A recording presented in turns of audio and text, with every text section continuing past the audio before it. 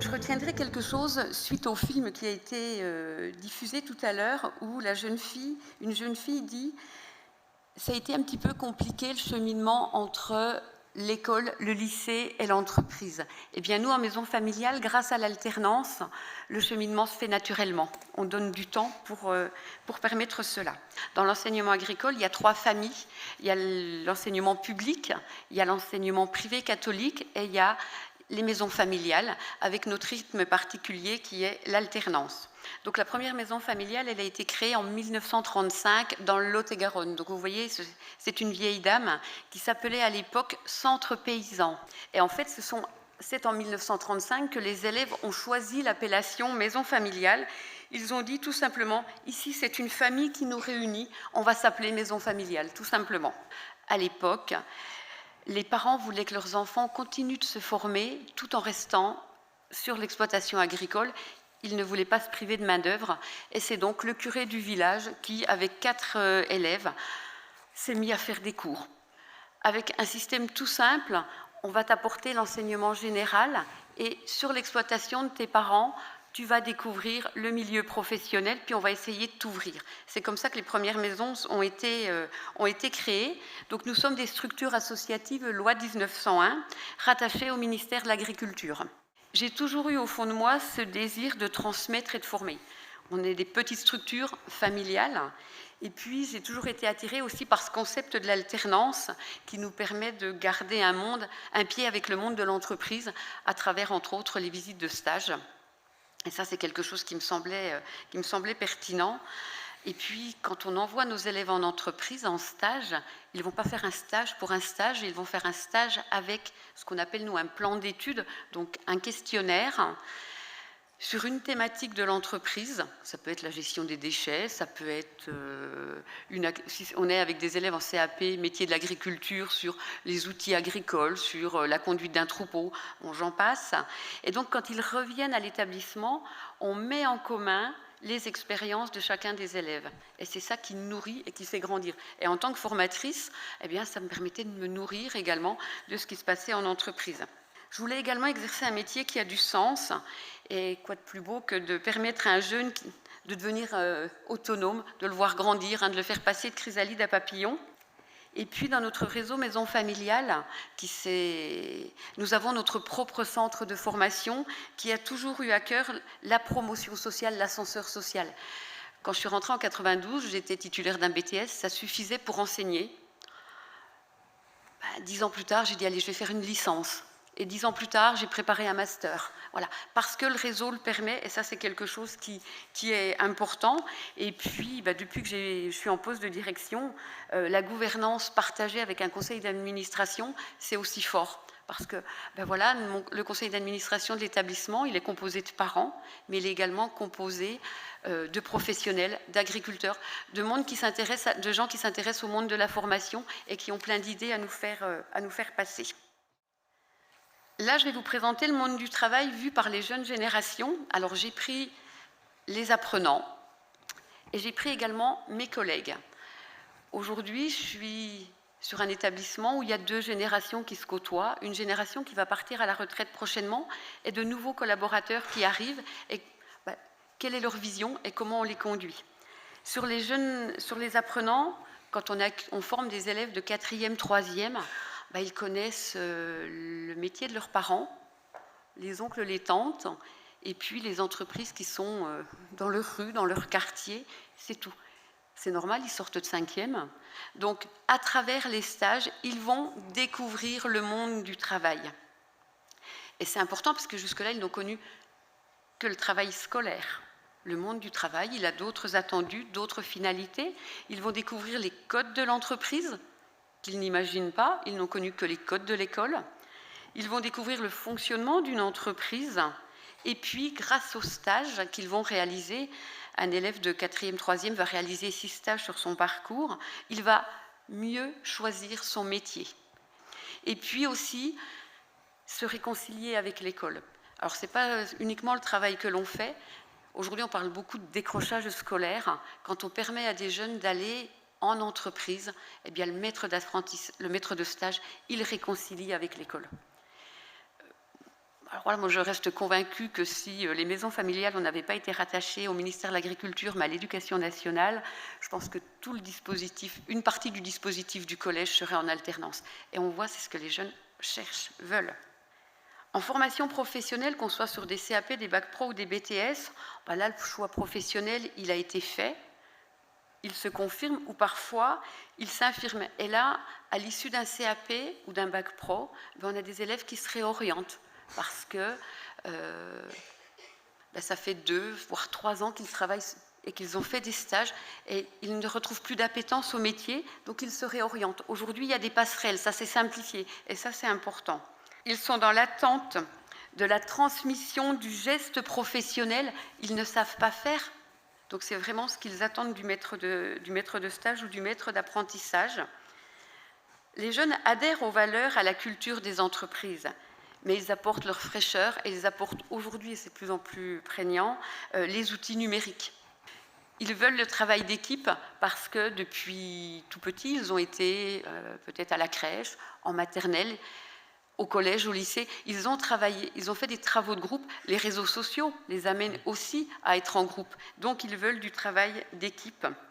Les jeunes veulent avant tout faire des stages ou signer des contrats d'apprentissage dans des petites entreprises parce qu'ils veulent ce côté familial, c'est rassurant, il y a moins la pression hiérarchique et puis surtout, quand ils sont dans des petites structures, tout de suite ils identifient l'interlocuteur, le maître de stage qui va pouvoir les guider. Donc, effectivement, dans le domaine agricole, on est vraiment sur des petites structures. Dans le domaine commercial, les élèves font le choix du supermarché. Donc, on est sur 45-50 salariés, mais ils vont rarement au-delà. En 2015, il y a eu un concours d'écriture a été lancé par des chercheurs en sciences sociales auprès d'un public de 13-19 ans sur la thématique du travail. Ils en ont publié un livre, Écrivons le travail, et il me semblait pertinent de vous partager le témoignage d'une jeune fille, pour bien comprendre comment se fait le choix aussi d'un métier et qu'est-ce qu'ils attendent. Dès l'âge de 15 ans, on me demande ce que je veux faire dans la vie, en croisant les doigts pour que je ne réponde ni chanteur, ni écrivain, ni mannequin, et en m'expliquant que c'est très important d'avoir un bon métier, comme avocat ou médecin, hein mon chéri, ou banquier, comme papa, pour bien gagner sa vie. Quelle horrible expression! La vie est un cadeau, depuis quand doit-on gagner un cadeau ? Je ne suis qu'une adolescente attardée, utopiste et rêveuse, certes, mais je veux travailler à être heureuse. Donc ça confirme ce qui a été dit précédemment. Les jeunes veulent travailler, mais ce qu'ils veulent, c'est être heureux dans leur travail. Et je crois que c'est sur ça qu'il faut travailler. Effectivement, quand on est manager, les amener à être heureux au travail. Cette fois-ci, je vais vous présenter la valeur travail chez les salariés de la maison familiale de Chauvigny. Moi, je dirais que quelles que soient les générations, ça a été effectivement renforcé par la crise sanitaire. Ils cherchent tous un équilibre vie personnelle, vie professionnelle. Donc, au sein de la structure, on a mis en place un certain nombre d'outils à travers la flexibilité des horaires. Je reprends ce qui a été dit précédemment par Madame Rochard. Effectivement, ils veulent de la visibilité, ils veulent pouvoir s'organiser. Donc, on a également travaillé sur l'annualisation du temps de travail, qui permet de se dire, ben voilà, dans 3 mois, je vais avoir 3 jours de RTT, dans 3 mois, j'ai ma semaine de vacances, dans 3 mois, je sais que je pars en voyage avec des élèves. Donc, comment, au niveau de ma famille, je vais pouvoir m'organiser. Ils veulent également avoir une liberté et une responsabilité de pouvoir piloter leur trajectoire de vie personnelle et professionnelle. C'est un petit peu ce que j'ai fait. Quand mes enfants étaient en bas âge, eh bien, j'ai exercé la fonction de formatrice. Et puis, quand mes enfants ont pris leur envol, je me suis dit, c'est l'occasion pour moi aussi de prendre un nouvel envol et de voir autre chose. Et j'ai pris une fonction de direction. Je crois que c'est ça aussi, c'est d'amener les gens, en fonction de leur parcours de vie personnel, à prendre des responsabilités. Ils veulent exercer effectivement un métier qui a du sens, se sentir utile. Ils apprécient l'ambiance au travail. Ça, c'est quelque chose qui est important, hein, de célébrer tout simplement des anniversaires. C'est pas grand-chose, mais ça en fait partie. Sur la maison familiale de Chauvigny, parce qu'on est dans le métier de la formation et que c'est possible, cette ambiance de travail, on l'a créée aussi en donnant du temps aux salariés de prendre du temps sur sa journée de travail pour aller faire son footing, son cours de natation ou autre, parce que quand on est bien dans sa tête, généralement on est bien au travail, et quand on travaille avec des jeunes, ils pompent un peu d'énergie, donc il faut aussi permettre à nos collaborateurs de pouvoir se ressourcer. Je confirme, hein, ils refusent le management toxique, ça ils n'en veulent pas. Ils veulent être accompagnés à prendre des responsabilités. Ils ne sont pas prêts à sauter dans la piscine tout de suite. Il faut leur donner du temps en leur disant, écoute, il y a des responsabilités à prendre dans la maison familiale, dans le réseau. Je t'accompagne pendant 2 ou 3 ans. Je te forme à prendre des responsabilités et quand tu seras prêt, tu passeras le pas.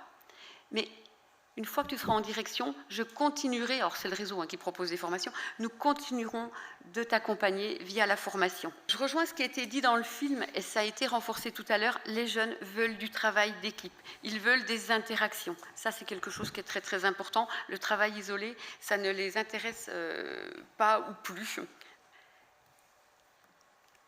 Alors, également, ce qu'on a déployé au sein de la maison familiale, on a repensé notre organisation, et notamment par la mise en place de la délégation. Je vous ai dit, c'est 26 salariés, alors c'est petit, en même temps 26 salariés, mais au-delà de leur mission de formateur, certains collègues ont des missions très spécifiques. Par exemple, nous on a fait le choix dans notre politique d'établissement, l'ouverture au monde, l'ouverture aux autres et la mobilité, parce qu'on sait bien qu'un jeune qui part en voyage, c'est une ouverture, il va revenir avec plein de souvenirs. Donc j'ai une référente mobilité qui est en charge de gérer ça, d'organiser les voyages.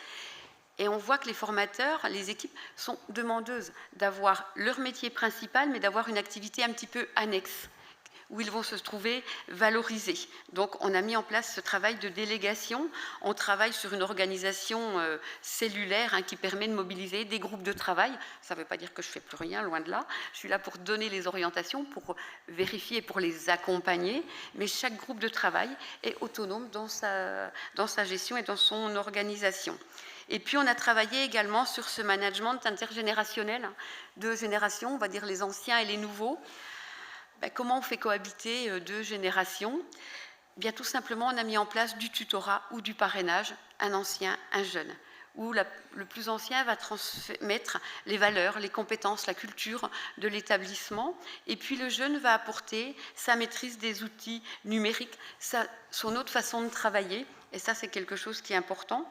Toujours au niveau du management intergénérationnel, on a travaillé sur l'aménagement des horaires, l'aménagement de la durée et du temps partiel choisi. Les plus anciens se mettent en démarche de pré-retraite.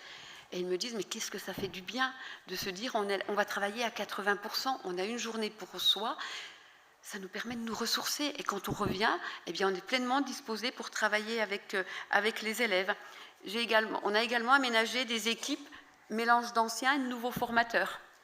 Et puis, il y a d'autres métiers, on a des surveillants de nuit, on a des cuisiniers, des cuisinières. C'est aussi comment on les forme à changer de métier. Parce que quand on est surveillant de nuit, on est là la nuit, c'est un métier qui est difficile. Donc, on les a conduits à prendre des activités de jour et on a recruté des plus jeunes pour assurer la surveillance de la nuit.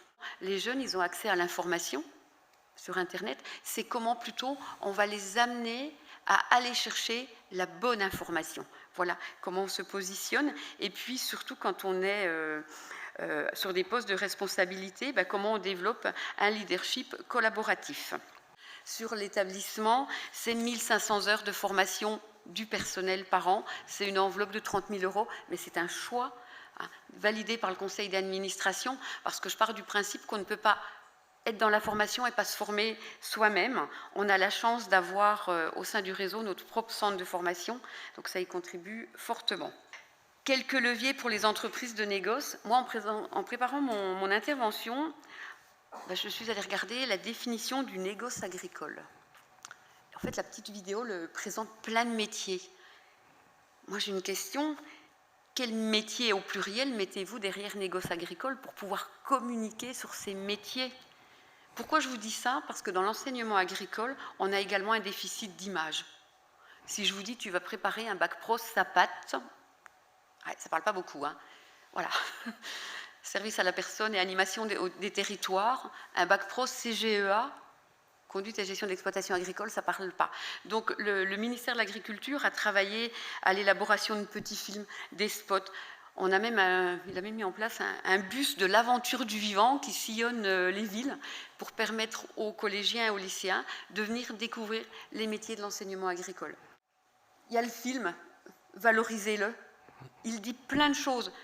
Pour un jeune, je suis sûre qu'il va se dire, derrière, il y a un poste, on va être commercial, mais on va être également transporteur, on va être chauffeur-livreur. Il y a tous ces métiers-là. Je peux faire de la communication, je peux faire du marketing. Vous avez une belle base, hein. Il faut vraiment l'exploiter.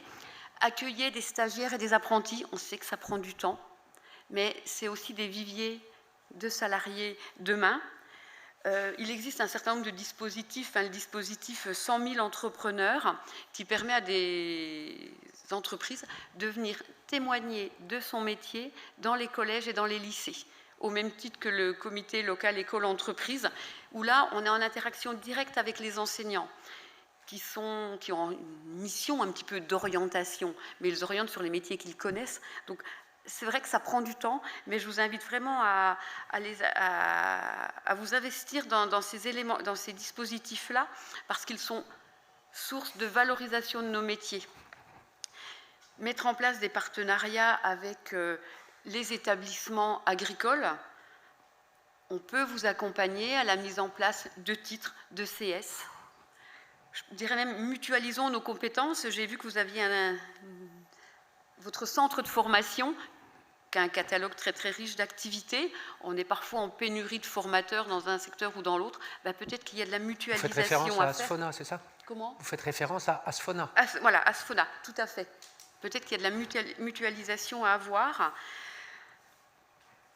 Intégrons les conseils d'administration des uns et des autres, même si des fois on n'a pas grand-chose à dire, mais on fait passer le message que, voilà, moi je suis technicien agricole et voilà, je viens de présenter mon métier aux jeunes.